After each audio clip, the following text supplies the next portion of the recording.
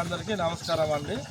ఇది కాశీపేటలోని ప్రధాన రహదారి. ఇది ఇప్పుడు కాశీపేట ప్రధాన రహదారికి ప్యాచ్ వర్క్ కోసము సింగరేణి యజమాన్యము ఈ కంకర మొత్తం మోపించిందండి. ఇప్పుడు ఈరోజు కురిసినటువంటి వర్షంతో మొత్తం గుంతలు మొత్తం ఎంత నిండిపోయి ఉన్నాయి చూడండి. ఇప్పుడు ఈ గుంతలు ఎట్లా ప్యాచ్ వర్క్ చేస్తారు అసలు? ఒకసారి గుంతలు చూపెట్టారు, ఒకసారి గుంతలు చూపెట్టారు. ఇంత పెద్ద ఉన్నాయి. ఇంట్లో ప్యాచ్ వర్క్ ఎట్లా చేస్తారు? 3 లోతు ఉన్నాయి. బండ్లు పోవడానికే కష్టంగా ఉన్నాయి. 3 లోతు.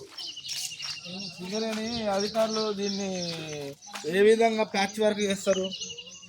వాళ్ళకి తెలియదా ప్యాచ్ వర్క్ ఏంది అసలు? ఇది ఇంతకుముందు ఇట్లా శాంక్షన్ అయ్యి ఆ డబ్బులు ఇట్లా అధికారులు ఇట్లా దోచుకొని తినాలా? మరి అదన్నా చెప్పట్లేదు. అందుకే ఇది ఇప్పుడు ప్యాచ్ వర్క్ అని మొదలు పెడతానులా. ఎవరికి అర్థమవుతలేదు, ఎవరు పట్టించుకోవట్లేదు ఈ రోడ్డు కోసము. ఇంజనీర్లకు తెలియదా ఇది కూడా ఎంత పెద్ద లోతుందో? ఇది ఎంత పెద్ద లోతుందో చూడండి. దీన్ని ప్యాచ్ వర్క్ చేస్తారట. ప్యాచ్ వర్క్ కొంచెమన్నా జ్ఞానం ఉండాలి. ప్యాచ్ వర్క్ చేద్దామని అంటే సబ్ కలెక్టర్ కూడా చెప్పింది ప్యాచ్ వర్క్ అయితే మేమే ఒప్పుకోమని చెప్పింది. సబ్ కలెక్టర్ చెప్పినా కూడా వాళ్ళు ప్యాచ్ వర్క్ చేస్తారని అంటున్నారు వాళ్ళు. దీనిపైన ఎవరు స్పందించట్లేదు. ఇప్పుడు మన హాస్పిటల్లో ఉన్నటువంటి ఏ అధికారులు కూడా స్పందించట్లేదు. ఓట్లకైతే వచ్చి అడుగుతారు కానీ మన హాస్పిటల్ గ్రామంలో ఉన్న మెయిన్ సమస్యను మాత్రం ఎవరు పట్టించుకోవట్లేదు. దీనిపైన మన హాస్పిటల్లో ఉన్నటువంటి లీడర్స్ అందరూ ఒక్కసారి అన్న దీనిపైన పట్టించుకోవాలి.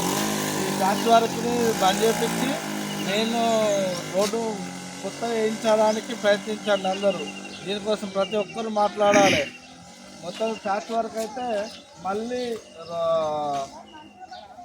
లారీలు రావడం వల్ల ఈ ప్యాచ్ మొత్తం లేచిపోతుంది. మళ్ళీ గుంతలు అవుతాయి. కాబట్టి దీనికి సీసీ రోడ్డు పర్మనెంట్గా వేయించే ప్లాన్ చేయాలి అందరూ కలిసి. Thank you.